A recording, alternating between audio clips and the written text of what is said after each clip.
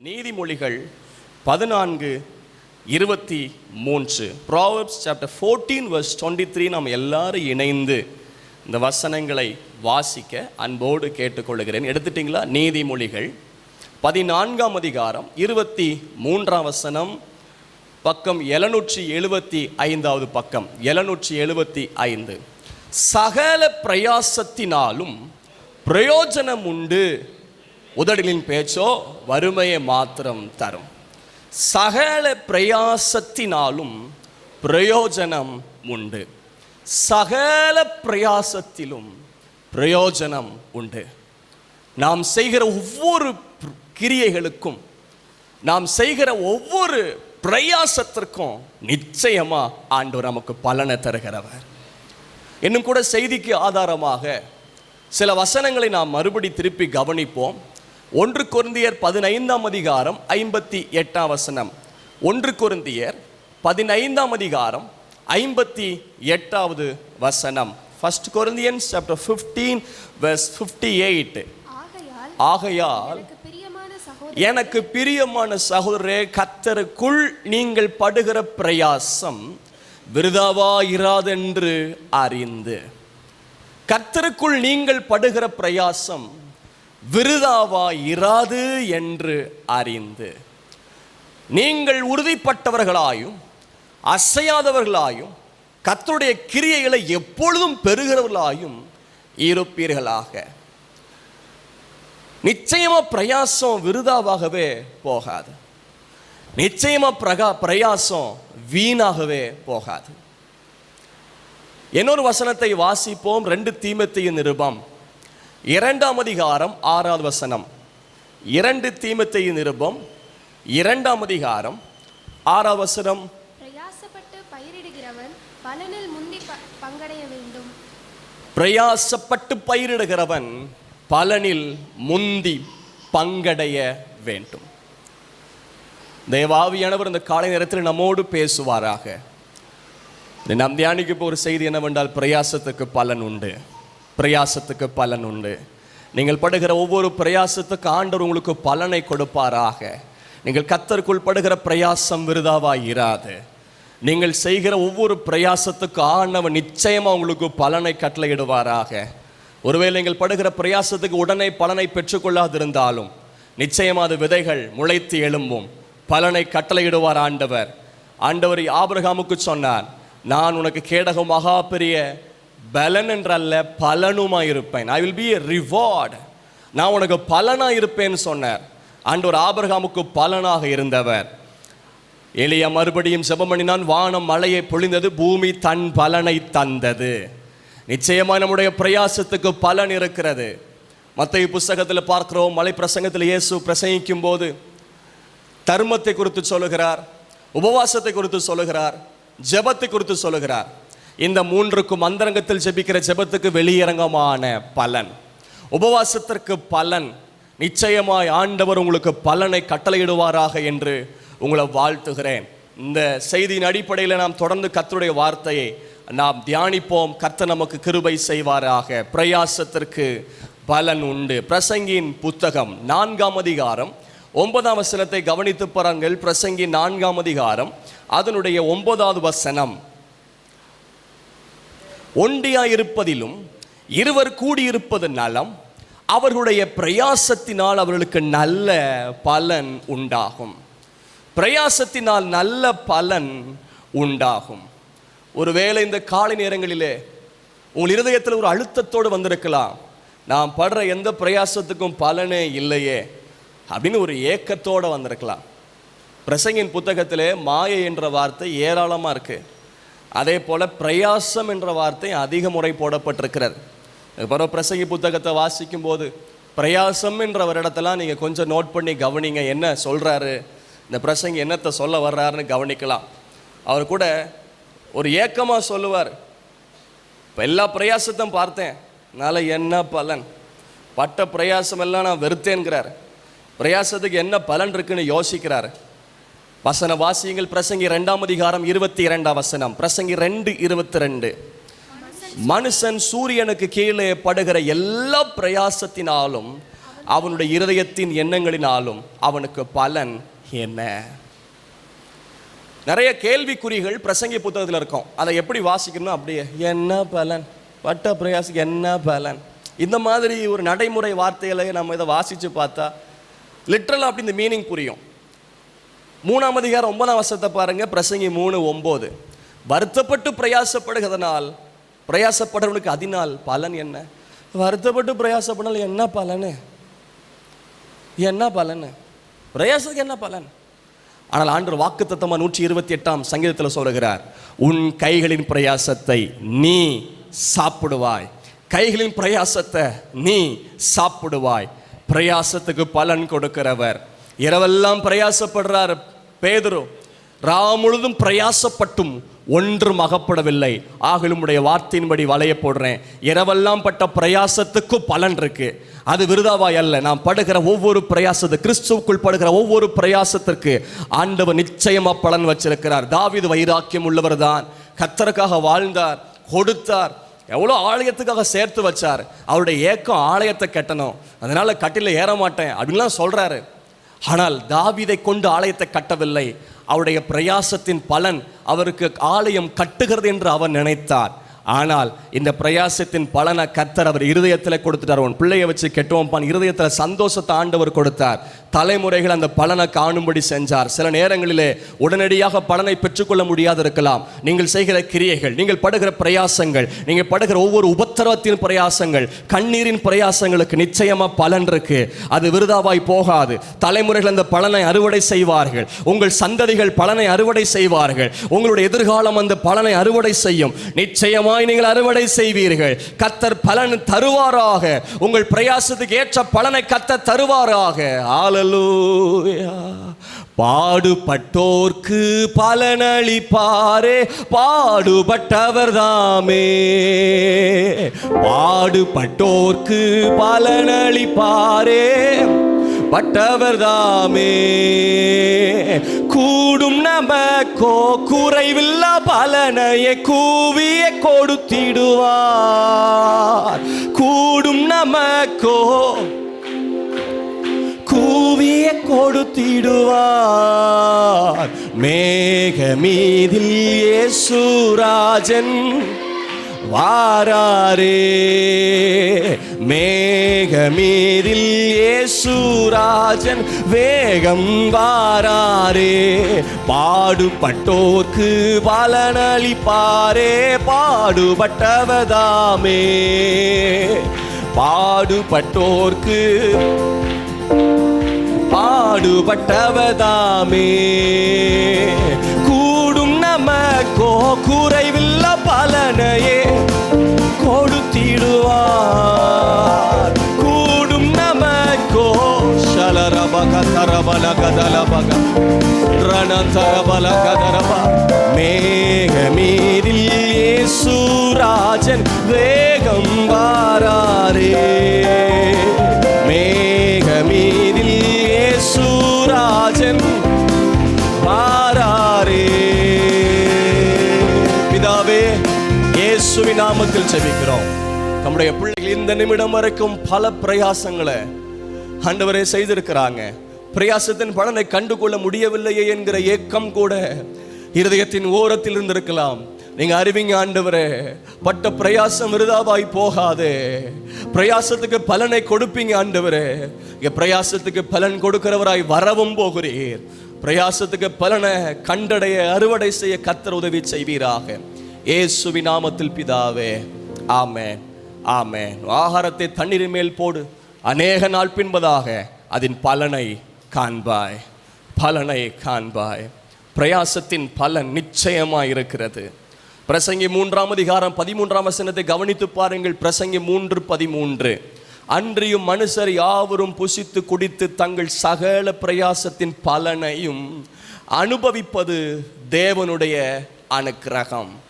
சகல பிரயாசத்தின் பலனை அனுபவிப்பது தேவனுடைய அனுக்கிரகம். இந்த அனுக்கிரகத்தை கூட அநேகரால் பெற்றுக்கொள்ள முடியவில்லை. அவருடைய பிரயாசங்கள் வீணாய் போகிறது போல் இருக்கிறது. பிரயாசப்பட்டு வருகிற சம்பாத்தியங்கள், பிரயாசப்பட்டு வருகிற பொருள் எல்லாம் வீணாய் போகிறது. பிரயாசப்பட்டு வருகிற பணங்கள் வீணாய் போகிறதோ, பொத்தலான பையில் போட்டது போல் இருக்கிறது. இந்த ஆசீர்வாத அனுக்கிரகத்தை கூட என்னால் நான் அனுபவிக்க முடியலன்னு யோசிக்கலாம். பிரயாசப்பட்டு அதன் பலனை அனுபவிப்பது தேவனுடைய அனுக்கிரகம், தேவனுடைய அனுக்கிரகம். லேக்காரா பாக்கா, பிரயாசத்துக்கு பலனை ஆண்டவர் கொடுப்பார். அப்படி நிறைய சில கேள்விகள் இருக்கும். பிரசங்கி 5ஆம் அதிகாரம் அப்படி சொல்லிட்டு போனால் டீச்சிங்காக மாறிடும். பிரசங்கத்தை கேட்க கர்த்தர் கிருபை தருவார். பிரசங்கி 5ஆம் அதிகாரம் 15ஆம் வசனம் 16ஆம் வசனம். தன் தாயின் கற்பத்திலிருந்து நிர்வாணியாய் வந்தான், வந்தது போலவே நிர்வாணியாய் திரும்ப போவான். அவன் தன் பிரயாசத்தினால் உண்டான பலன் ஒன்றையும் தன் கையில் எடுத்துக்கொண்டு போவதில்லை. அவன் வந்த பிரகாரமே போகிறான். இதுவும் கொடுமையான தீங்கு. அவன் காற்றுக்கு பிரயாசப்பட்டதினால் அவனுக்கு லாபம் என்ன? பிரயாசப்பட்டதினால் லாபம் என்ன? இந்த வாக்கியங்கள், இந்த வார்த்தைகள் நித்திய நம்பிக்கை இல்லாத வார்த்தைகள், நித்திய நம்பிக்கை இல்லாத வார்த்தைகள். அப்போஸ்தலனாகிய பவுல் சொல்றாரு, நான் வீணாக ஓடினதும் வீணாக பிரயாசப்பட்டதும் இல்லை என்கிற மகிழ்ச்சி கிறிஸ்துவின் நாளில் எனக்கு உண்டாயிருக்கும்படின்னு சொல்றார். கிறிஸ்துவின் நாளில் இந்த பூமியில நமக்கு பலன் கொடுப்பார். ஆனால் நிச்சயமாய் கர்த்தர் வரப்போகிறார். அவர் பலன் கொடுக்கிறவராய் வரப்போகிறார். பட்ட பிரயாசத்துக்கு எல்லாம் பலன் கொடுக்கிறவர் வரப்போகிறார். இந்த பூமியில் நீங்க படுகிற பிரயாசத்திற்கு சரியான ஊதியம் உங்களுக்கு கிடைக்காமல் இருந்திருக்கலாம். உங்களுடைய உண்மைக்கு ஊதியம் கிடைக்காமல் இருந்திருக்கலாம். நீங்கள் படுகிற ஒவ்வொரு வேர்வை சிந்தி தூக்கத்தை வெறுத்து கடினமாய்ப்பட்ட பிரயாசத்திற்கு அதுக்குரிய சரியான பதிலும் பலனும் நீங்கள் பெற்றுக்கொள்ளாமல் இருக்கலாம். ஆனால் நிச்சயமா ஒரு முடிவு இருக்கு, ஒரு நாள் இருக்கு. இயேசு கிறிஸ்து வரப்போகிறார். பிரயாசத்துக்கு பலன் கொடுக்கிறவர் வரப்போகிறார். வெறுமையாய் வராமல், ஒருவேளை நம்ம வெறும் கையாய் போனது போல் இருந்தாலும் நம்முடைய பலன் பரலோகத்தில் இருக்கு. நிச்சயமாய் நமக்கு பலன் கொடுப்பார். பலனை கண்டு நாம் அப்படியே ஆனந்தத்தில் பூரிக்க தேவன் நமக்கு கிருபை தருவாராக. ராகாபாலா சாந்தாலாபா ராகாதாலாபா காதாலாபா. ஹல்லேலூயா. 18ஆம் வசனம். இதோ உயிரோடு இருக்கும்படி தேவன் அருள் செய்த நாளெல்லாம் மனுஷன் புசித்து குடித்து சூரியனுக்கு கீழே தான் படும் பிரயாசம் அனைத்தின் பலனையும் அனுபவிப்பதே நலமும் உத்தமமான காரியம் என்று நான் கண்டேன். இதுவே அவன் பங்கு. தேவன் ஐஸ்வர்யத்தையும் சம்பத்தையும் எனக்கு கொடுத்திருக்கிறாரோ எவனுக்கு கொடுத்திருக்கிறாரோ அவன் அதிலே புசிக்கவும் தன் பங்கை பெறவும் தன் பிரயாசத்திலே மகிழ்ச்சியாக இருக்கவும் அவனுக்கு அதிகாரம் அளிப்பது தேவனுடைய அனுக்கிரகம். பிரயாசத்தின் பலன் நிச்சயமாய் இருக்கிறது. பிரயாசப்பட்டும் ஒன்றும் அகப்படவில்லை அப்படின்னு சொல்றார். மிஷனரி ஆராதனை இருப்பதினால் அது சம்பந்தமான செய்திகளை கவனிக்க கர்த்தர் நமக்கு கிருபை தருவாராக. பிரயாசத்துக்கு பலன் நிச்சயமா இருக்கு. வேதத்தில் சில வசனங்களை சொல்லுகிறேன். அடியேன் வாசிக்கும் போது நீங்கள் எடுத்து கவனியுங்கள். சில வசனங்களை வரிசையாய் சொல்லும் போது கவனியுங்கள். 2 யோவான் 1ஆம் அதிகாரம் 8வது வசனம். 2 யோவான் 1ஆம் அதிகாரம் 8வது வசனம். உங்கள் செய்கைகளின் பலனை இழந்து போகாமல் பூரண பலனை பெறும்படிக்கு எச்சரிக்கையாயிருங்கள். செய்கையின் பலனை இழந்து போகாதபடிக்கு பூரணமான பலனை பெற வேண்டும். இயேசு வரப்போகிறார். பூரணமான பலனோடு வரப்போகிறார். பூரணமான பலனோடு வரப்போகிறார். ஆண்டவருடைய நாமத்துக்கு மகிமை உண்டாவதாக. இயேசு வரப்போகிறது. பலன் கொடுக்கிறவராய் வரப்போகிறார். ரூத்தை பார்த்து போவாஸ் சொல்றாரு. ரூத் 2ஆம் அதிகாரம் 12ஆம் வசனம். ரூத் 2:12. உன் செய்கைக்கு தக்க பலனை கர்த்தர் உனக்கு கட்டளையிடுவாராக. உன் செய்கைக்கு தக்க பலனை கர்த்தர் உனக்கு கட்டளையிடுவாராக. சங்கீதம் 28:4. சங்கீதம் 28:4. அவருடைய கிரியைகளுக்கும் அவருடைய நடத்தைகளின் பொல்லாங்குக்கும் தக்கதாக அவர்களுக்கு செய்யும். அவர்கள் கைகளின் செய்கைக்கு தக்கதாக அவர்களுக்கு அழியும். சங்கீதம் 62:12. சங்கீதம் 62:12. கிருபையும் உடையது ஆண்டவரே, தேவரீர் அவனவன் செய்கைக்கு தக்கதாக பலனளிக்கிறீர். அவனவன் செய்கைக்கு தக்கதாக பலனளிக்கிறீர். யோபு 20:29. யோபு 20 29. ஜோப் சாப்டர் 20 verse 29. யோபு 20:29. இதுவே தேவனால் துன்மார்க்கனுக்கு கிடைக்கும் பங்கும் அவன் செய்கைக்கு தேவனால் அவனுக்கு வரும் சுதந்திரமாம் என்றான். செய்கைக்கு அது நன்மையான செய்கையா இருந்தாலும் துர்க்கிரியா இருந்தாலும் அதற்கேற்ற பலன் அவர் தருகிறவர், செய்கைக்கு பலன் தருகிறவர். யோபு 21:31. யோபு 21:31. அவன் வழியை அவன் முகத்திற்கு முன்பாக தூண்டி காண்பிக்கிறவன் யார்? அவன் செய்கைக்கு தக்க பலனை அவனுக்கு சரிகட்டுகிறவன் யார்? செய்கைக்கு பலனை ஆண்டவர் கொடுக்கிற கர்த்தர், செய்கைக்கு தக்க பலனை ஆண்டவர் கொடுக்கிறவர். இந்த நாளுடைய செய்தி, பிரயாசத்துக்கு பலன் உண்டு, பிரயாசத்துக்கு பலன் உண்டு. எதுவுமே விருதாவாய் போகாது, எதுவுமே வீணாவாக போகாது. ஒரு அதிகாரத்துக்கு நேராக நான் நம்முடைய சிந்தையை திருப்ப போகிறோம். அதிலிருந்து சில வார்த்தைகளை கவனிக்க கர்த்தர் கிருபை தருவார். 2024 ஆண்டிலே நினைக்கிறேன் ஏப்ரல் மாதத்திலேயோ இதிலிருந்து சில செய்திகள் உங்களுக்கு கொடுத்திருக்கிறேன். மறுபடியும் அதிலிருந்து சில காரியங்களை பேசுறதுக்கு தேவனை ஏவனபடினால் உங்களோடு பேச இருக்கிறேன். ஆதியாகமம் 18 அதிகாரத்துக்கு திருப்பிக் கொள்வோம். ஆதியாகமம் 18 அதிகாரம் இதிலிருந்து தான் ஆண்டுடைய வார்த்தையை சற்று தியானிக்க போகிறோம். ஆதியாகமம் 18.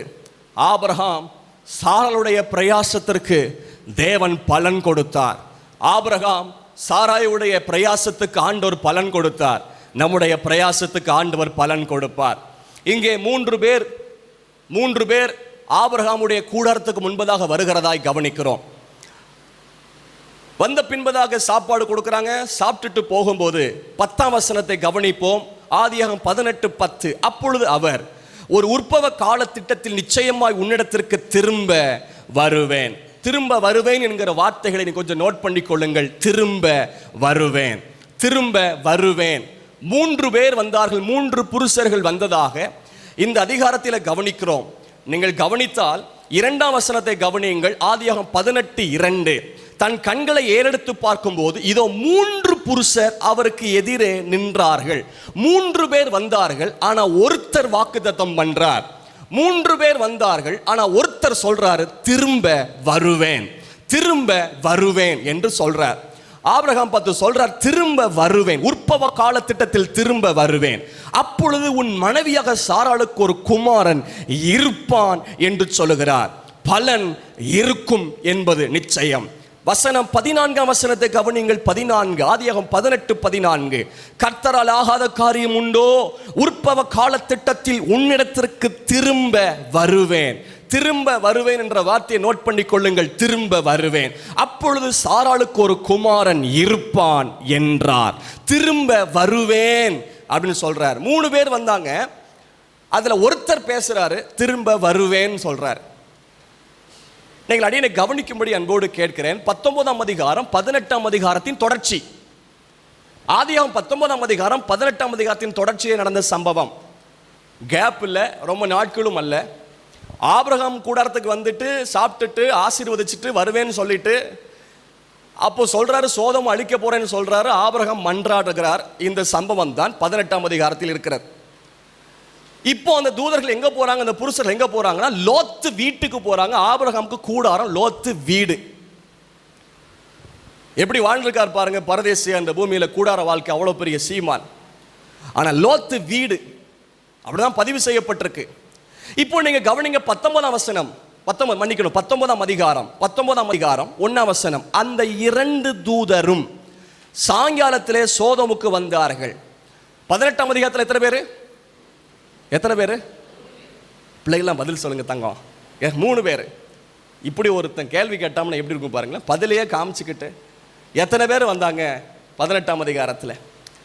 சரி, 3 பேர் 18ஆம் அதிகாரத்தில் வந்ததாக பார்க்கிறோம். அதனுடைய தொடர்ச்சி அப்படியே வருகிறது. 19ஆம் அதிகாரத்தில் எத்தனை பேர் வர்றாங்க? 2 பேர். அந்த ஒருத்தர் யாரு? ஆபிரகாம்கிட்ட பேசுறாரு, நான் வருவேன் சொல்றாரு. நாம் ஆவிக்குரிய ரீதியாக மறைமுகமாய் கற்றுக்கொள்வது, God himself talk with Abraham. கர்த்தரே அங்கே வந்திருக்கிறார் என்பதை புரிந்து கொள்கிறோம். கர்த்தரே ஆபிரகாமை சந்தித்து சொல்றாரு, நான் திரும்ப வருவேன், திரும்ப வருவேன். ஒரு முக்கியமான செய்தி ஒன்று இருக்கிறது.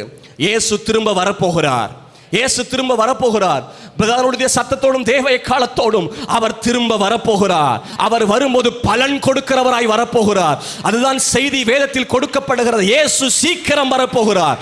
காலங்களும் சமயங்களும் அடையாளங்களும் இயேசுவின் வருகையை காண்பிக்கிறது. இயேசு வரப்போகிறார். எப்படி எடுத்துக்கொள்ளப்பட்டாரோ அப்படியே அவர் மறுபடி வரப்போகிறார். அவர் வரும்போது பலன் கொடுக்கிறவராய் வரப்போகிறார். ஆபிரகாம் பார்த்து சொல்றான், நான் திரும்ப வருவேன், திரும்ப வருவேன், திரும்ப வருவேன். ஆனா வரும்போது உனக்கு பலன் இருக்கும். கர்த்தர் உங்களை பார்த்து சொல்லுகிறதா ஏற்றுக்கொள்ளுங்கள். வாக்குத்தத்தமாய் தீர்க்க தரிசனமாய் ஏற்றுக்கொள்ளுங்கள். கர்த்தர் எனக்கு இந்த பூமியிலும் பலனை தருவார், மறுமையிலும் எனக்கு பலனை தருவார். நான் பிரயாசப்பட்டதின் பலனை பெற்றுக்கொள்ளாமல் இருக்கலாம், நான் பிரயாசத்தின் பலனை இதுவரைக்கும் அறுவடை செய்யாமல் இருக்கலாம். ஆனா எனக்கு ஏதோ ஒரு வகையில் கர்த்தர் எனக்கு பலனை வைத்திருக்கிறார். நான் பிரயாசப்பட்ட இடத்தில் பெற்றுக்கொள்ளாமல் இருக்கலாம், ஆனா பிரயாசம் கர்த்தருக்காக பட்டிருக்கிறேன். பிரயாசத்தில் ஏதோ ஒரு வகையில் கர்த்தர் எனக்கு பலன் கொடுக்கிறவர். உங்கள் முழங்காலின் பிரயாசம் வீண் போவது இல்லை.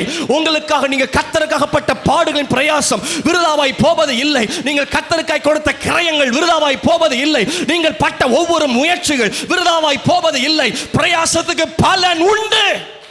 பிரயாசத்துக்கு பலன் உண்டு. ஆபிரகாமே, பிரயாசத்துக்கு பலன் உண்டு. சாராளே, இவர்கள் இந்த இடத்துல என்னென்ன பிரயாசம் இருந்தது நாம் கற்றுக்கொள்ள போகிறோம். சில வசனத்தை வேதத்திலிருந்து கவனிக்க போகிறோம். வெளிப்படுத்தல் 22ஆம் அதிகாரம், கடைசி அதிகாரம். வெளிப்படுத்தல் நம்முடைய பரிசுத்த வேதாகமத்தில் கடைசி பக்கம் 22:12 வசனத்தை கவனியுங்கள். வெளிப்படுத்தல் 22:12.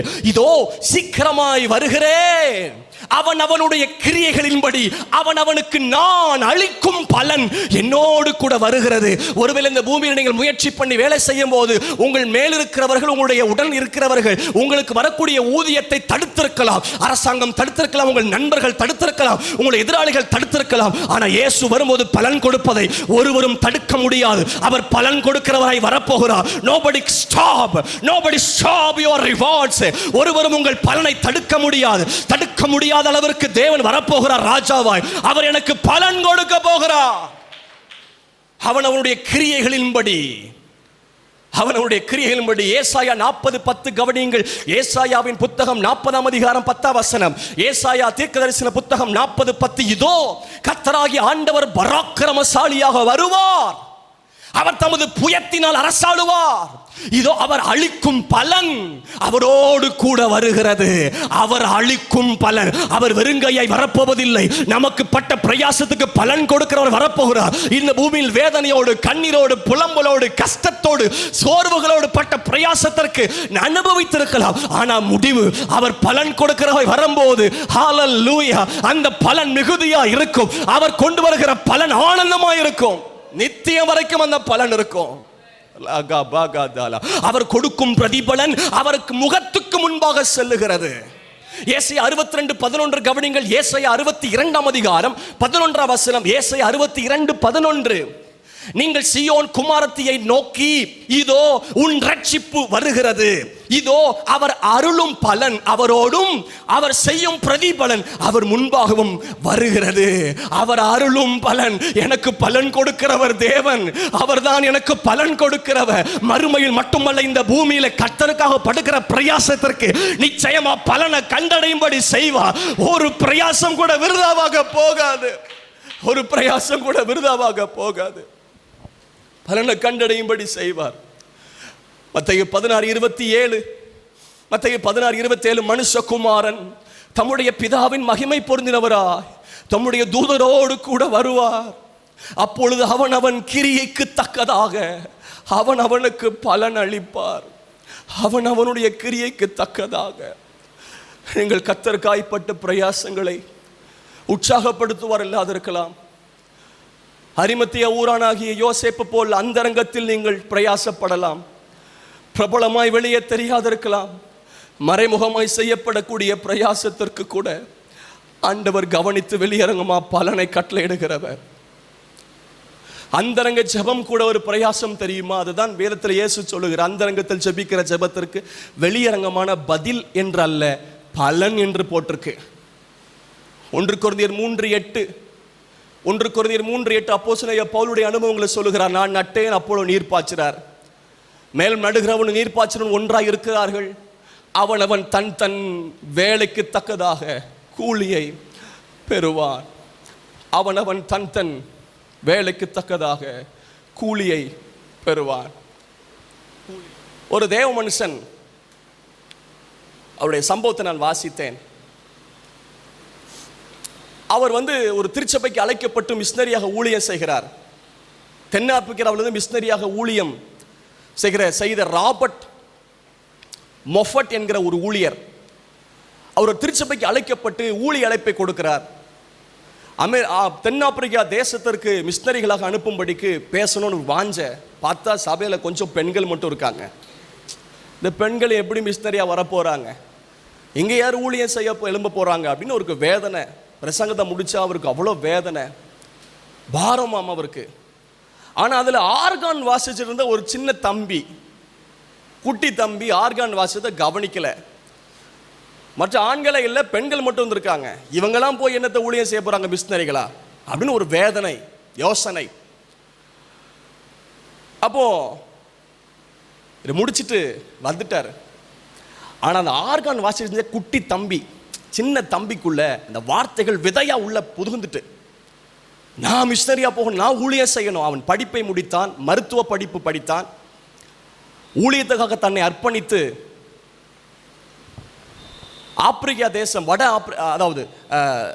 ஆப்பிரிக்காவுக்கு தன் இருதயத்தை ஒப்பு கொடுத்தான். அன்றைக்கு அவர் பேசின செய்தி நீதிமொழிகள் 8:4, மனுஷரே உங்களை நோக்கி கூப்பிடுகிறேன் என்று தேவன் பேசுகிற சத்தம், உங்களை நோக்கி கூப்பிடுறேன் வாங்க. நாகரிகமற்ற இந்த காட்டுப்புற இந்த பெண்கள் எப்படி ஊழியத்துக்கு வருவாங்கன்னு யோசிச்சுட்டு வேதனையோடு சென்றவர். ஆனால் கர்த்தர் ஒரு மிஸ்னரி அங்கே எழும்பு பண்ணார். சின்ன பையன், அவன் தன்னை ஒப்பு கொடுத்தான். அந்த பையன் ஆப்பிரிக்காவில் ஊழியம் செஞ்சார். அது யார் என்றால் ரொம்ப பிரபலமான, அவரெல்லாம் மரித்ததுக்கு அப்புறம் ஒரு இருதயத்தை மட்டும் தனியாக எடுத்துக்கொண்டு வந்து அந்த காட்டில் அடக்கம் பண்ணாங்க. படுகிற பிரயாசத்துக்கு பலன் இருக்கு. அந்த சின்ன பையனை கர்த்தர் மிஷனரியா எழுப்பினார். நிச்சயமா பலன் இருக்கு, விருதாவாய் போகாது.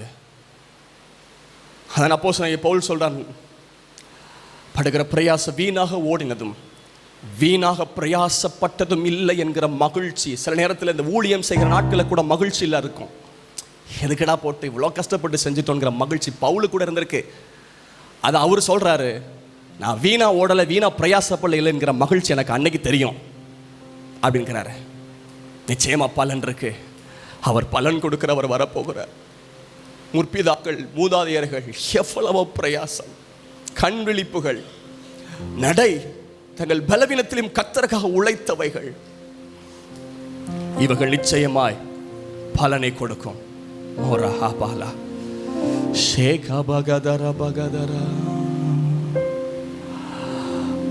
ஊழியம் செய்வது பாக்கியமே, அதன் பலனை இன்று நாம் அறியோமே.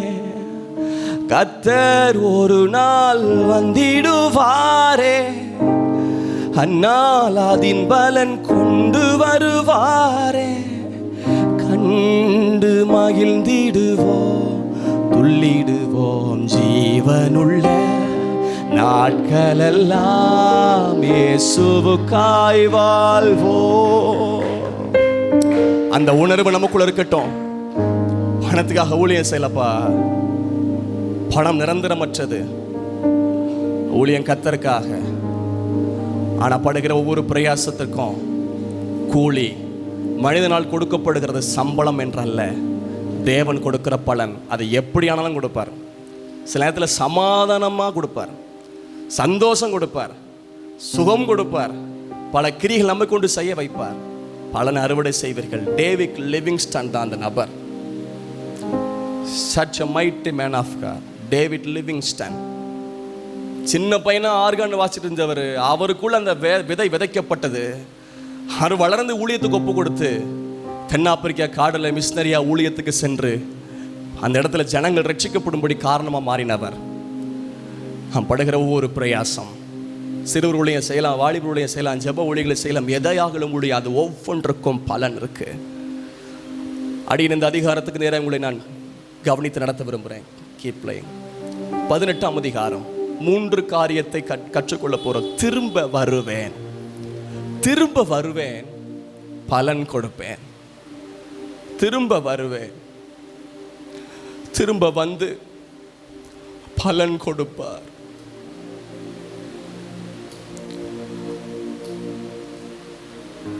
ஆபிரகாம்கிட்ட இருந்து, சாராள்கிட்ட இருந்து, அதில் ஒரு வேலைக்காரன் சமையல்காரன் அவன்கிட்ட இருந்து கற்றுக்கொள்ளுகிறத பார்த்து அர்ப்பணித்து போக கர்த்தர் கிருபை தருவார். 18ஆம் அதிகாரம் 2ஆம் வசனம், ஆதியாகமம் 18:2. தன் கண்களை ஏறெடுத்து பார்க்கும்போது இதோ 3 புருஷர் அவனுக்கு எதிரே நின்றார்கள். அவர்களை கண்டவுடனே அவன் கூடார வாசலிருந்து அவர்களுக்கு எதிரே கொண்டு ஓடி, தரை மட்டும் ஓடி என்ற வார்த்தை குறித்துக் கொள்ளுங்கள், ஓடி. எப்படிப்பட்ட பிரயாசங்கள் அதை 18ஆம் அதிகாரத்தில் கற்றுக்கொள்கிறோம். முதலாவது ஓடணும், சோர்ந்து போகாமல் ஓடணும், சோர்ந்து போகாமல் ஓடணும். சோர்வு கொண்டு வர பாப்பா சிலத்துல சோர்வுகள் வரும், மன அழுத்தங்கள் வரும், நிந்தைகள் வரும், அவமானங்கள் வரும், இழப்புகள் வரும், செய்கிற காரியத்திற்கு சரியான ஊதியம் இல்லாத நிலைமைகள் வரும். ஆனால் என்ன வந்தாலும் விசுவாச துவக்கிற முடிக்கிறமா இருக்கிற அவரை நோக்கி நியமிக்கப்பட்ட ஓட்டத்தில் பொறுமையோடு ஓட கடவோம். பலனை இழந்து போகக்கூடாதுல்ல. அதனால நமக்கு தேவன் என்ன ஓட்டத்தை வச்சிருக்கிறார ஓடுவோம், முடிவு வரையும் தான் ஓடுவோம், லக்கை நோக்கி ஓடுவோம், ஜீவன் போகிற வரைக்கும் ஓடுவோம். அது மட்டுமல்ல, இயேசு வருகிற வரைக்கும் ஓடுவோம். 7ஆம் வசனத்தை கவனிங்கள். 7. ஆபிரகாம் மாட்டு மந்தைக்கு ஓடி ஓடி ஓடி. இந்த மனுஷன் கற்றுக்கொள்வது முதலாவது சோர்ந்து போகாம ஓடணும். யாருக்கு பலன் கொடுப்பார்? ஓடுறவங்களுக்கு. சோர்ந்து போகாம ஓடுங்க. எழுதி கொள்ளுங்கள், சோர்ந்து போகாம ஓடுங்க, சோர்ந்து போகாம ஓடுங்க. நாம் எல்லாம் ஓடு சாலையில் இருக்கிறோம். பந்தய சாலையில் ஓடுகிற எல்லாரும் ஓடுவார்கள். இந்த பூமியின் ஓட்டப்பந்தயம் முதல் 3 இடங்களில் ஓடி முடித்தவர்களுக்கு மட்டும் பரிசு. ஆனால் ஆவிக்குரிய ஓட்டமோ தனக்கு நியமிக்கப்பட்ட ஓட்டத்தில் ட்ராக்கில் ஓடி முடிக்கிற எல்லாருக்கும் பரிசு, பலன். அந்த உலகத்தின் ஓட்டத்துக்கும் ஆவிக்குரிய ஓட்டத்துக்கும் வித்தியாசம். இந்த உலகத்தின் ஓட்டத்தில் முதல் 3 இடங்களை பிடிக்கிறவங்க மட்டும் பரிசு. ஆனால் ஆவிக்குரிய ஓட்டம் அப்படி இல்லை, ஓடி முடிக்கிற ஒவ்வொருவருக்கும் பரிசு. நான் ஓடணும் ஆண்டவரே, ஓடணும்பா, ஓட்டத்தை ஜெயமா முடிக்கணும். அப்போஸ்தலனாகிய பவுல் சொல்ற, நல்ல போராட்டத்தை போராடினேன், ஓட்டத்தை முடித்தேன், விசுவாசத்தை காத்துக்கொண்டேன், ஓட்டத்தை முடித்தேன். ஓடணும். கலாத்தியர் 2:2 அப்போஸ்தலனாகிய பவுல் சொல்றாரு. கலாத்தியர் 2:2, நான் தேவ அறிவிப்பினாலே போய் புறஜாதிகளிடத்தில் நான் பிரசங்கிக்கிற சுவிசேஷத்தை அவர்களுக்கு விவரித்து காண்பித்தேன். ஆயினும் நான் ஓடுகிறதும் ஓடினதும் வீணாகாதபடிக்கு எண்ணிக்கை உள்ளவர்களுக்கே தனிமையை விவரித்து காண்பித்தேன். கலாத்தியர் 2:2, நான் ஓடினதும் ஓடுகிறதும் வீணாகாதபடிக்கு. கர்த்தருக்காக ஓடுறது ஒன்றும் வீணாகாது. ஓட்டத்தை நிறுத்தாதிருங்கள், முடிந்த அளவிற்கு ஓடுங்கள், கர்த்தருக்காக ஓடுங்கள். ஓடுவோம்ப்பா, ஓடுவோம்ப்பா. பிலிப்பியர் 2:14, அது 2-3 விஷயம் இந்த வசனத்தை சொன்னேன். பிலிப்பியர் 2:14, நான் வீணாக ஓடினதும் வீணாக பிரயாசப்பட்டதும் இல்லை என்கிற மகிழ்ச்சி கிறிஸ்துவின் நாளில் எனக்கு உண்டாயிருப்பதற்கு. வீணாக ஓடல. சாத்தான் ஆண்டவர்ட்ட கேட்கிறான் யோபுவை குறித்து, அவன் விருதாவாகவா? அப்படின்னா சாத்தானுக்கு தெரியுது இவனுடைய சேவை பலனை ஆண்டவர் கொடுக்கிறாருன்னு தெரியுது. விருதாவாகவா அவன் சேவிக்கிறான். சாத்தானுக்கு தெரியுது படுற பிரயாசம் எதுவுமே ஜனங்களுக்கு விருதா கிடையாது, நிச்சயமா ஆண்டவர் பலன் கொடுப்பாருன்னு தெரியும். ஓடுங்க, சோர்ந்து போகாம ஓடுங்க. பார்த்தோன்னே ஓடுறாரு, தேவ சமூகத்துக்கு ஓடுங்க, உழைங்க, கர்த்தருக்காக ஓடுங்க. ஓடுறது எதை காண்பிக்க தெரியுமா? சோர்ந்து போகாமல் கர்த்தருக்காக இன்னும் தீவிரமாய் முயற்சி பண்ணுவதை காண்பிக்கிறது. ஓடுவோம், முன்னோக்கி ஓடுவோம். லோத்திட்ட சொல்றாரு, சோதமனை அழிக்க போறான்ப்பா. தாமதித்துக் கொண்டிருக்கும் போது அவர்கள் கையை இழுத்து பிடித்து வெளியே கொண்டு விட்டு சொல்றாரு, ஜீவன் தப்ப ஓடிப்போ, பின்னிட்டு பாராதே, ஜீவன் தப்ப ஓடி போயிரு. அவர் கொடுத்த கட்டளை ஓடு. ஓடிக்கிட்டே இருந்தாங்க. திடீர்னு பின்னாடி திரும்பி லோத்து மனைவி பார்த்தாங்க, உப்புத்துணா மாறி போனார்கள். ஓடணும், நமக்கு நியமிக்கப்பட்ட லக்கு வரைக்கும் ஓடணும், பந்தய பொருளை பெறுகிற வரைக்கும் ஓடணும், ஓடி முடிக்கணும், ஓட்டத்தை ஓடி முடிக்கணும். கலாத்தியர்ல 2 வசனம் இப்படி சொல்லுகிறது. கலாத்தியர்ல, நீங்கள் நன்றாய் ஓடினீர்களே, சத்தியத்துக்கு கீழ்ப்படியாமல் போன உங்களை மயக்கினவன் யார்? நல்லா ஓடுறோம், ஆனா கீழ்ப்படியாமைய உள்ள விதைச்சிடறான் பிசாசு. 5ஆம் அதிகாரம் நினைக்கிற அங்க பார்க்கிறோம், நீங்க நன்றாய் ஓடினீர்களே, சத்தியத்தை கீழ்ப்படியாமல் போய் உங்களை மயக்கினவன் யார்? மயக்குகிறவன், தடை பண்ணுகிறவன். ஓட்டத்திலே தடை வருது, மயக்கம் வருது. இது யார் உண்டு பண்ணதானா? பிசாசு. ஓடும்போது மயக்கத்தையும் தடைகளையும் உண்டு பண்ணுவதை தாண்டி ஓடணும், ஓடணும், ஓடணும். கர்த்தர் எல்லாருக்கும் நியமிக்கப்பட்ட ஓட்டத்தை வச்சிருக்கிறார். பல ஆண்டுகளுக்கு முன்பாக ஒலிம்பிக்ல அதிவேக ஓட்டத்திலே ஒருவர் முதலாவது ஓடி முடித்தார். ஐம் சாரி, எனக்கு அவருடைய நேம் தெரியல. முதலிடத்துக்கு வந்து ஓடி முடிச்சார். எல்லாம் ஆர்ப்பரிக்கிறாங்க, கை தட்டுறாங்க, கூச்சலிடுறாங்க. சில வினாடிகளிலே ரிசல்ட் சொல்லும்போது சொல்றாங்க, இவன் வெற்றி பெறவில்லை. டிஸ்டன்ஸ்ல ஓடி முதலாவது ஓடி முடிச்சிட்டான். ஆனால் ஓடி முடிச்ச இவனுக்கு பரிசு அல்ல, இவன் முதலிடம் அல்ல, 2வது இடமும் அல்ல, 3வது இடமும் அல்ல. ஏன் சொல்லி பார்த்தா, நல்லா ஓடிட்டு வந்தவன் தான். கடைசியில் கொஞ்ச நேரத்துக்கு முன்னாடி அடுத்த ட்ராக்ல கால் வச்சுட்டாரு, ஜூம் பண்ணி கேமரால மாட்டிக்கிட்டாரு. அடுத்த ட்ராக்ல அடுத்த கோட்ல கால் வச்சாரு, ஓடி முடிச்சாரு. ஒருவனும் தன்னுடைய செய்கையின் பலனை இழந்து போகாதபடிக்கு. இதுவரைக்கும் பிரயாசப்பட்டிருக்கலாம், இனி பிரயாசப்படாம இழந்துடக்கூடாது பாருங்க. ஓடி முடிக்கணும், ஓடி முடிக்கணும். யூடியூப்ல இந்த காட்சி இருக்கு. பல வருடங்களுக்கு முன்பதாக நடந்தது ஒரு ஓட்டப்பந்தய. ஓட்டத்திலே ஓடிக்கொண்டிருக்கிறாங்க வேகமா. பொதுவாக இந்த ஓட்டப்பந்தயத்தெல்லாம் ஓடி முடிக்கணும், தோத்தாலும் பரவாயில்ல, கோடை கடந்தே ஆகணும். முடிக்கிறதுக்கு கொஞ்சம் இடத்துக்கு முன்னாடி டெரிக் என்கிற ஒரு மனுஷன், டெரிக் என்கிற ஒரு ஓட்டப்பந்தய வீரருடைய அவருடைய தொடை சதை வந்து கிழிவு ஏற்பட்டது. அது பயங்கர வலி, உயிர் போற மாதிரி வலிக்கும். அப்படி விழுந்தாரு, ஓட முடியல, ட்ரை பண்றாரு. ஆனால் ஆடியன்ஸ் சைட்லேருந்து ஒருத்தர் சாடி ஓடி வர்றார், சாடி ஓடி வர்றார். தடுக்கிறாங்க, அவரை தடுக்கிறாங்க. ஆனாலும் மீறி ஓடி வந்து என்ன பண்றாருன்னா, இந்த விழுந்து கிடந்த இந்த மனுஷனை தூக்கி தோல்ல கை போட்டு கொஞ்சம் கொஞ்சமா, ஓட்டம் எப்பவுமே முடிஞ்சிச்சுங்க, ஓட்டம் எல்லாம் ஓடி முடிச்சுட்டாங்க. இந்த மனுஷன் அவ்வளோ வழியில தோல்ல கை போட்டு தாங்கி தாங்கி தாங்கி ஓடி கோட்டை கடக்கிறதுக்கு ஹெல்ப் பண்ணார். அன்னைக்கு ஓட்டத்தை ஓடி முடிச்ச ஃபர்ஸ்ட், செகண்ட், தேர்ட் வந்தவனுக்கு வந்த கைத்தட்டை விட தன் கால் சதை முறிவு ஏற்பட்டு ஓட முடியாமல் நின்ற போது ஒருவன் சாடி ஓடி வந்து தூக்கி ஓடி கொஞ்சம் கொஞ்சமாக நடந்து கோட்டை கடக்க வச்சவனுக்கு ஏராளமான கைத்தட்டுகள். என்னன்னு பார்த்தா யார் வந்து உதவி செய்தான் அப்படின்னா, டெரிக்குடைய தகப்பன். தகப்பனுக்கு தான் அந்த இருதயம் இருந்துச்சு. என் பிள்ளை பலவீனப்பட்டாலும் ஓடி முடிக்கணுங்கிற எண்ணம் தகப்பனுக்கு இருந்துச்சு. சில நேரங்களில் தவறி போகலாம், விழுந்து போகலாம், பிரயோஜனமே இல்லை, தகுதி இல்லாதவன், எனக்கு இன்னும் குறைகள் இருக்கு, நான்லாம் என்ன தகுதி என்றெல்லாம் யோசிக்கலாம், பின்மாற்றம் அடைஞ்சிருக்கலாம். ஆனாலும் தகப்பனுடைய எண்ணம் எப்படியாவது என் பிள்ளை ஓடி முடிக்கணும்னு சொல்லி ஓட்டத்தில் நமக்கு துணை புரிகிற ஒரு தகப்பனை பெற்றிருக்கோம் தெரியுமா? ஓட்டத்தில் ஒரு தகப்பனை பெற்றிருக்கிறோம். நம்முடைய தகப்பன் நிந்தையில விட்டு விலகிறவர் அல்ல, அவமானத்தில் விட்டு விலகிறவர் அல்ல, இழப்பில விட்டு விலகிறவர் அல்ல, பழி சொற்களை விட்டு விலகிறவர் அல்ல, தாங்க முடியாத கொடூரமான பலவீனத்தில் விட்டு விலகிறவர் அல்ல. சில நேரங்களில் பாவம் செய்து அவரை விட்டு விலகி போனாலும் எப்படியாவது என் பிள்ளை ஓடணுமே வந்து தூக்கி நிறுத்துறதுக்கு ஒரு தேவன் இருக்கிறார் பாருங்க.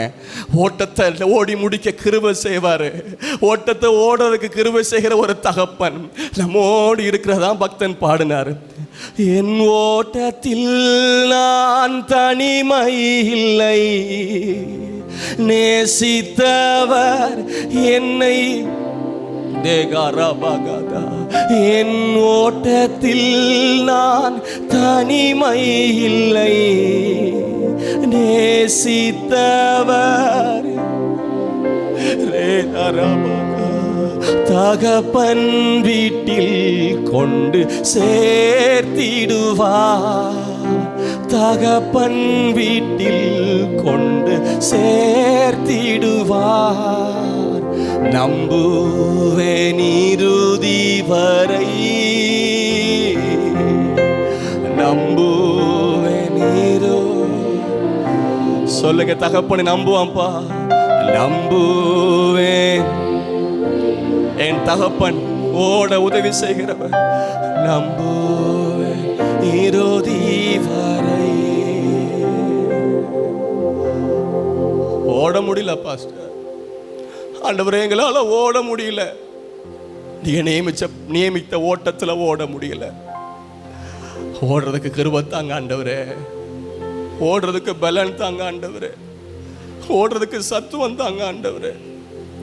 பவுல் சொல்றாரு, எங்களால் ஏதாகிலும் ஆகும் என்று நாங்கள் எண்ணுகிறது கூட எங்கள் தகுதி உள்ளவர்கள் அல்ல, எங்கள் தகுதி தேவனால். கிருபையினால ஓடிக்கிட்டு இருக்கோம். இது ஓடுறதுக்கு தகப்பன் தான் உதவி செய்கிறாரு. ஆபிரகாம் இருந்து கற்றுக்கொள்வது ஓடி ஓடுறான் ஓடுறான். பிலிப்பி நிருபத்தில் பார்க்கிறோம், அப்போஸ்தலனாகிய பவுல் சொல்றாரு, நான் அடைந்தாயிற்று அல்லது முற்றிலும் தேறினவனானேன் என்று என்னாதபடிக்கு. எல்லாம் எனக்கு தெரியும், சக்சஸா முடிச்சிட்டேன்டா அப்படின்னு என்னாதபடிக்கு லாபமான அனைத்தையும் நஷ்டம் என்று குப்பையும் நஷ்டமாக எண்ணி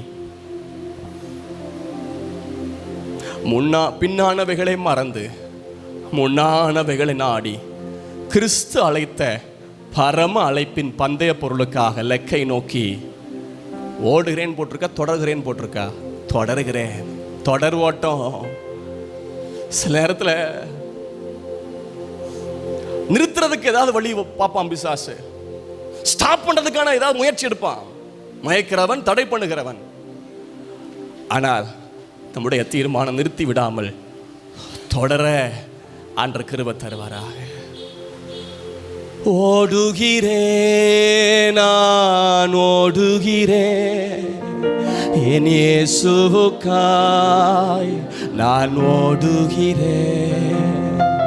ஓடுகிறேன், நான் ஓடுகிறேன், என் இயேசுவுக்காய் நான் ஓடுகிறேன். முதலாவது சோர்ந்து போகாமல் ஓடுங்கள். சோர்ந்து போகாம ஓடுங்க.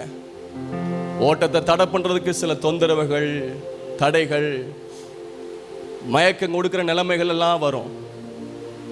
ஆனால் விசுவாச தோக்குற முடிக்கிறமா இருக்கிற அவரை நோக்கி நமக்கு நியமித்திருக்கிற ஓட்டத்திலே பொறுமையோடு ஓடுவோம். பொறுமையோடு, ரொம்ப உணர்ச்சி வசப்பட வேண்டாம், அவசரமும் பட வேண்டாம், பொறுமையோடு ஓடுவோம். ரெண்டாவது அந்த அதிகாரத்திலிருந்து கற்றுக்கொள்வது ஆதியாகமம் 18ஆம் அதிகாரம் 6ஆம் வசனம். அப்பொழுது ஆபிரகாம் தீவிரமாய் கூடாரத்தில் சாரடத்திற்கு போய்,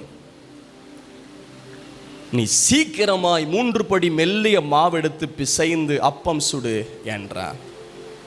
தீவிரமாய் கூடாரத்தில் சாரலிடத்திற்கு போய் தீவிரமாய் செயல்படுங்கள். முதலாவது சோர்ந்து போகாமல் ஓடுகிறவர்களுக்கு பலன் கொடுக்கிறார். இரண்டாவது தீவிரமாய் செயல்படுகிறவர்களுக்கு. தேவனுடைய ராஜ்யம் பேச்சில் அல்ல, பலத்தில் இருக்கிறது.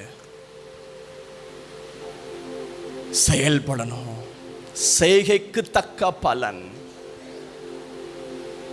நீங்க கைகள் செயல்படணும், உமக்காக செயல்படணும் ஆண்டவரே. தீவிரமாய்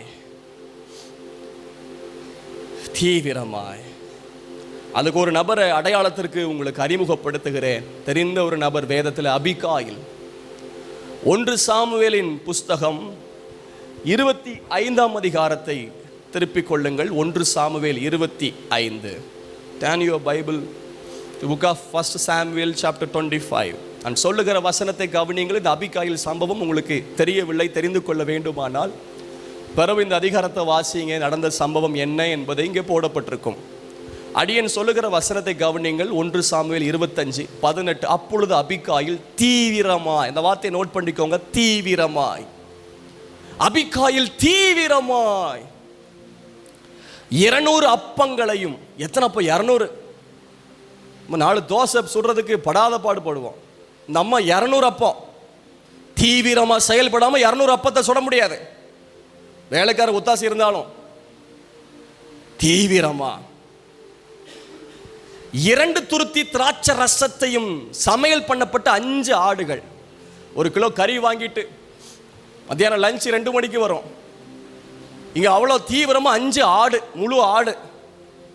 தீவிரமாய் செயல்படாமல் 5 ஆடை சமைக்கிறது கடினம்.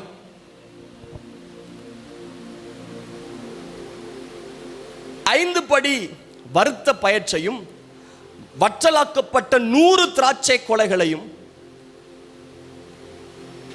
வற்றலான 200 அத்திப்பழ அடையும் எடுத்து கழுதையின் மேல் ஏற்றியார். தாவீதை சந்திக்க போறாங்க.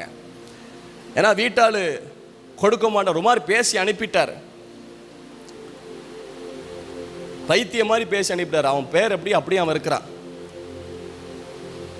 23 வசனம் பாருங்க. 23 1 சாமுவேல் 25:23. அபிகாயில் தாவீதை காண்கையில் தீவிரமாய் கழுதையை விட்டு இறங்கி, தீவிரமா, அந்த அபிகாயில் இருந்து கற்றுக்கொள்வது தீவிரமா, தீவிர முயற்சி. ராஜ்யத்தின் விரிவாக்க பணிக்காக அவ்வளவு தீவிரமா செயல்படுவோம். பிசாசு தான் ராஜ்யத்தை கட்ட ஜனங்களை எவ்வளவு தீவிரமா செயல்படுறதுக்கு ஏவி தள்ளுறான் தெரியுமா? உலகத்தின் பல இயக்கங்கள் கட்டி காத்து எழுப்புறதற்கு அவ்வளவு தீவிரமா முயற்சி பண்றாங்க. ஆனால் ஒரு பெரிய ராஜ்யம், ஒரு பெரிய வேலை, தேவ மகிமை நிறைந்த ஒரு பரலோக ராஜ்யத்தின் வேலைக்காக அவ்வளவு தீவிரமா முயற்சி எடுக்கணும்.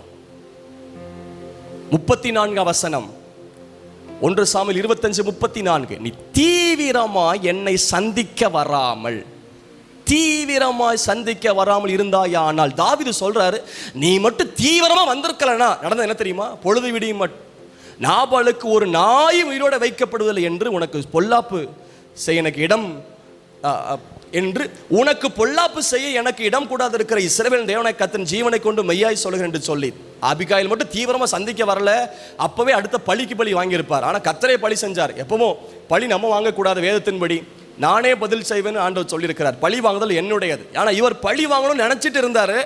அதற்குள்ள அபிகாயில் என்ன பண்ணிட்டாங்கன்னா தீவிரம் ஓடி வந்துட்டாங்க. ஒருவேளை சிலருக்கு சம்பவம் புரியாது இருக்கலாம். அப்படி எனக்கு சொன்னது போல இந்த அதிகாரத்தை நீங்க வீட்டில் போய் வாசிங்க, என்ன சம்பவம்னு போட்டிருக்கோம். தாவீது சொல்றார், தீவிரமா சந்திக்க வரலனா குடும்பத்தில் அழிவு இருந்திருக்கும். வசனம் 42. பின்பு அபிகாயில் தீவிரித்து எழுந்து ஒரு கழுதையின் மேல் ஏறி 5 தாதி பெண்களை கூட்டிக் கொண்டு தாவீதின் ஸ்தானாதிபதிக்கு பின் சென்று போய் அவனுக்கு மனைவியானாள். கணவர் இறந்தாச்சு, கர்த்தர் பழி வாங்கிட்டார். தீவிரமாய் செயல்பட்டபடினால் மனவாட்டியாய் மாறினாள். நாம் தேவராஜ்யத்திற்காக, தேவனுக்காக தீவிரமாக செயல்படுவோம், கிறிஸ்துவின் மனவாட்டியா மாறுவோம். தீவிரமா, ஏன்னா தூதர் வந்திருக்காங்க, ஆண்டவர் வந்திருக்கிறாரு, அதனால தீவிரமா ஓடுறார். தீவிரமா ஆண்டவர் எங்களை தீவிரப்படுத்துங்க, ஆண்டவரே எங்களை தீவிரப்படுத்துங்க. மூன்றாவது ஆதியாகமம் 18 அதிகாரம் 6 வசனம். அப்பொழுது ஆபிரகாம் தீவிரமாய் கூடாரத்தில் சாரடத்தில் போய், நீ சீக்கிரமாய் 3 படி மெல்லிய மாவு எடுத்து பிசைந்து அப்பம் சுடு என்றான். சீக்கிரமாய் என்ற வார்த்தையை நோட் பண்ணிக்கொள்ளுங்கள். சீக்கிரமாய். 7 வசனம். ஆபிரகாம் மாட்டு மந்தைக்கு ஓடி ஒரு நல்ல இளங்கன்றை பிடித்து வேலைக்காரன் கையிலே கொடுத்தான், அவன் அதை சீக்கிரத்தில் சமைத்தான். 2 வசனத்தில் சீக்கிரம் என்ற வார்த்தை.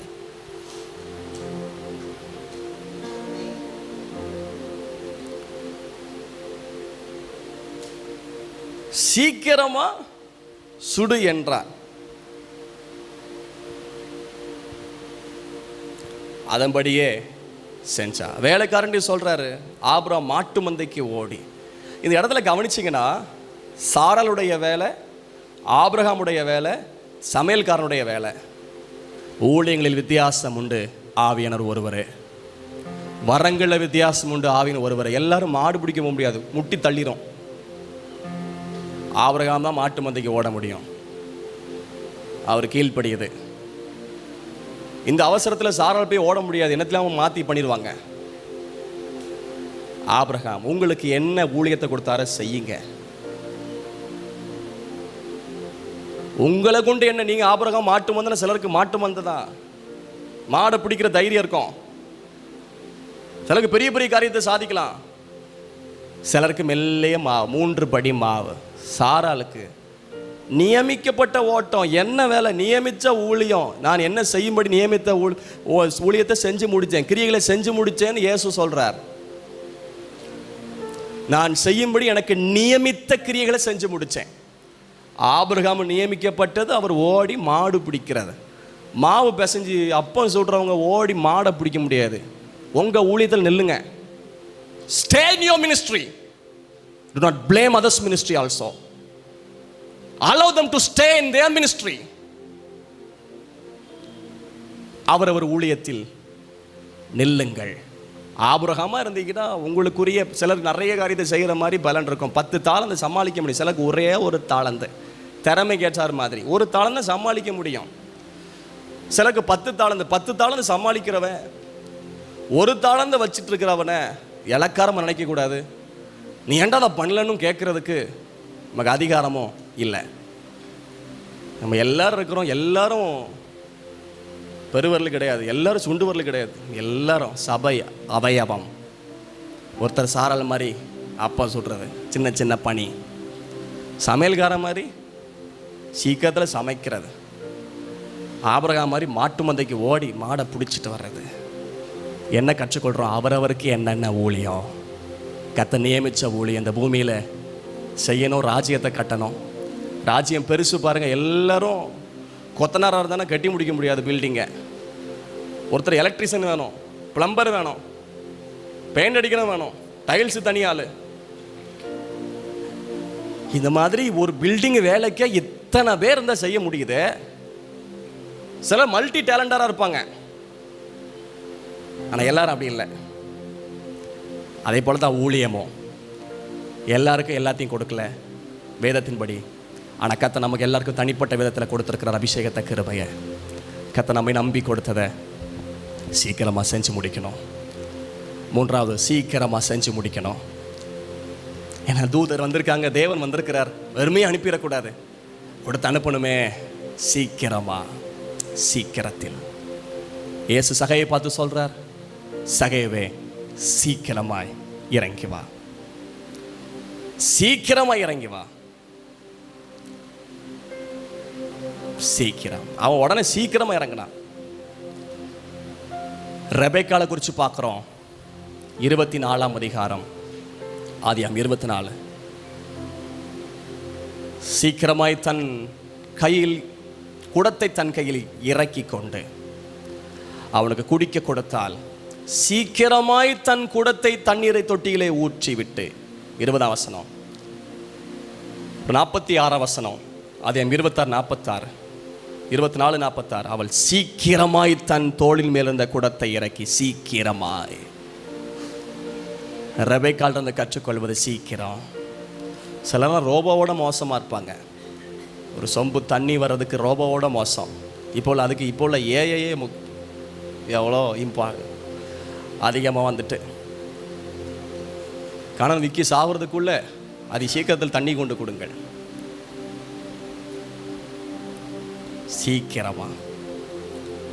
சீக்கிரமாக இறங்கி சந்தோஷத்தோடு அவர் அழைத்து கொண்டு போனான். கல்லறை விட்டு சீக்கிரமாய் போனார்கள். சீக்கிரமாக செஞ்சு முடிக்கணும். இயேசு சீக்கிரம் வரப்போகிறார், திரும்பி வந்து பலன் கொடுப்பார். இந்த அதிகாரத்திலிருந்து 3 காரியம் கற்றுக்கொண்டோம். சோர்ந்து போகாமல் ஓடணும், சோர்ந்து போகாமல் ஓடணும். 2வது, தீவிரமாய் செயல்படணும். 3வது, சீக்கிரமா செஞ்சு முடிக்கணும். இப்போ சாப்பிட்டுட்டு கர்த்தர் ஆபிரகாமை பார்த்து சொல்றார், உற்பவ கால திட்டத்தில் பலனை நான் ரெடி பண்ணிட்டேன். உங்க ஓட்டத்தை, உங்க தீவிரத்தை, உங்க சீக்கிரமான நிலையை நான் பார்த்துட்டு டிசைட் பண்ணிட்டேன். உங்க பிரயாசத்தை நான் பார்த்துட்டேன். உங்க பிரயாசத்தை மனுஷன் பார்க்காம இருக்கலாம். உங்க பிரயாசத்தின் ஒரு துளி கூட வெளியே தெரியாது இருக்கலாம். ஒவ்வொரு அணு பிரயாசத்தை கவனித்த ஒரு தெய்வம், பிரயாசத்தின் பலன் கொடுக்கிறவர். நாம் பட்ட எல்லா பிரயாசத்தை கர்த்தர் கவனித்திருக்கிறார். பிரயாசத்துக்கு பலன் கொடுக்கிறவரை வரப்போகிறார். ஆபிரகாமை பார்த்து சொல்றாரு, உற்பவ கால திட்டத்திலூடத்தில் வருவேன், அப்பொழுது குமாரன் இருப்பான். ஒருவேளை இந்த பூமியில சில ஆசீர்வாதத்துக்காக ஏங்கலாம். கர்த்தருக்காக ஓட முயற்சி எடுங்கள். Take a step to run for God. இதுவரைக்கும் உங்களுக்காக, பிள்ளைக்காக பல காரியத்துக்கு ஓடி இருக்கலாம். ஆனால் ஒரு முயற்சி எடுத்து கர்த்தருக்காக ஓடுங்கள். தீவிரமா பல காரியத்திற்காக முயற்சி எடுத்துக்கலாம். கர்த்தருக்காக தீவிரமா செயல்படுங்கள். சீக்கிரமா தேவன் நமக்கு நியமித்த ஓட்டத்தை செஞ்சு முடிக்க ஆண்டவர்கிட்ட கிருபை கேளுங்கள். இந்த பூமியிலும் கர்த்தர் உங்களுக்கு பலன் தருவார். மறுமையிலே ஆண்டு உங்களுக்கு பலன் தருவார். பிரயாசத்திற்கு பலன் உண்டு. பிரயாசத்துக்கு பலன் உண்டு.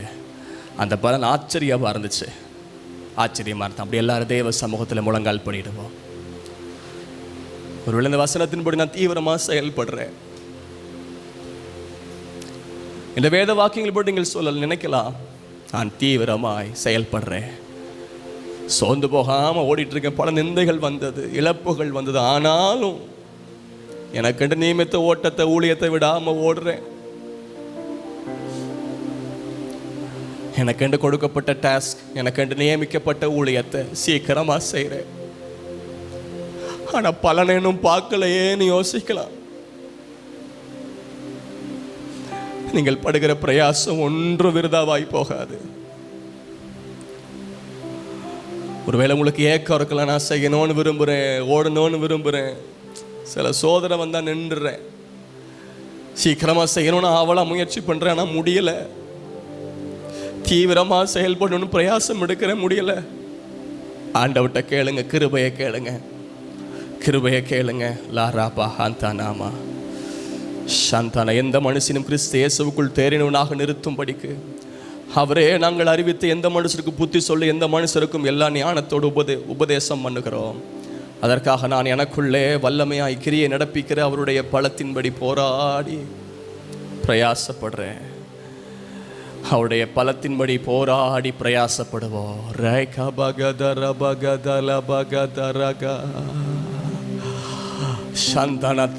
நம்ம ஒரு அர்ப்பணிப்போடு அந்த வரிகளை பாடி ஜெபித்து முடிக்க போறோம். ஓட்டத்தை ஜெயமுடன் ஓடிய முடிச்சிடுவேன். கொஞ்ச காலம் இயேசுவுக்காக. எந்த ஓட்டம் ஜெயத்துடன் முடியும், அந்த நாடை சுதந்தரிப்பே. எந்த ஓட்டம் ஜெயத்துடன் முடியும், அந்த நாடை சுதந்தரிப்பே. கொஞ்ச காலம் இயேசுவுக்காக கஷ்டப்பாடு சகிப்பதினார் இந்த துன்பம் இன்பமாய் மாறும். இயேசுவை நான் காணும் போது